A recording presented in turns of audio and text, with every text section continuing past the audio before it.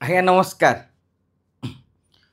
ନୂଆପଡ଼ାରେ ବିଜେପିର ପ୍ରାର୍ଥୀ ଜୟ ଢୋଲକିଆ ଓ ବିଜେଡ଼ିର ପ୍ରାର୍ଥିନୀ ସ୍ନେହାଗିନୀ ଛୁରିଆ ଏବେ ଗୋଟିଏ କଥା କହୁଛନ୍ତି।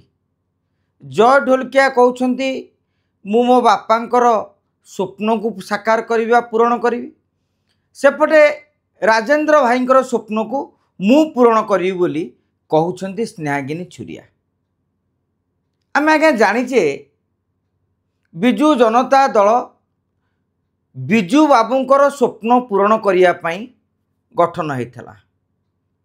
ବିଜୁ ବାବୁଙ୍କର ସ୍ୱପ୍ନ ପୂରଣ ହୋଇସାରିବା ପରେ ବିଜେଡ଼ି ସୁପ୍ରିମୋ ନବୀନ ପଟ୍ଟନାୟକ ମଧ୍ୟ ଯୁଗ ଉପଯୋଗୀ ମାନେ ଯୁଗକୁ ଚାହିଁକି ଆଉ କିଛି ସ୍ୱପ୍ନ ଦେଖିଲେ।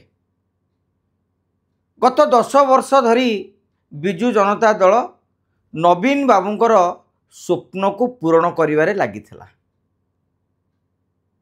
ରାଜେନ୍ଦ୍ର ଢୋଲକିଆ ଦିବଂଗତ ବିଧାୟକ ଜଣେ ଲୋକପ୍ରିୟ ନେତା ଥିଲେ, କିନ୍ତୁ ସେ କ'ଣ ସ୍ୱପ୍ନ ଦେଖିଥିଲେ ନୂଆପଡ଼ା ପାଇଁ, ନୂଆପଡ଼ାରେ କ'ଣ କରିବାକୁ ଚିନ୍ତା କରିଥିଲେ, ସେ କଥା କିନ୍ତୁ ନା ବିଜେପିର ପ୍ରାର୍ଥୀ ଜୟ କହୁଛନ୍ତି ନା ବିଜେଡ଼ିର ପ୍ରାର୍ଥିନୀ ସ୍ନେହାଗିନୀ ବି କହୁଛନ୍ତି।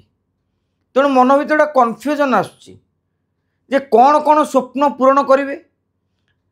ପବ୍ଲିକରେ ସାଧାରଣରେ ଭୋଟ ପ୍ରଚାର ବେଳେ ତାହା କହିଲେ ଭଲ ହୁଅନ୍ତା। ଏଇଥିପାଇଁ କାଲିକି ଲୋକ ବି ପଚାରି ପାରନ୍ତେ ଯେ ଆଜ୍ଞା ଆପଣ ଏଇ ସ୍ୱପ୍ନ ପୂରଣ କରିବା କଥା କହିଥିଲେ ହେଲେ କରିପାରିନାହାନ୍ତି।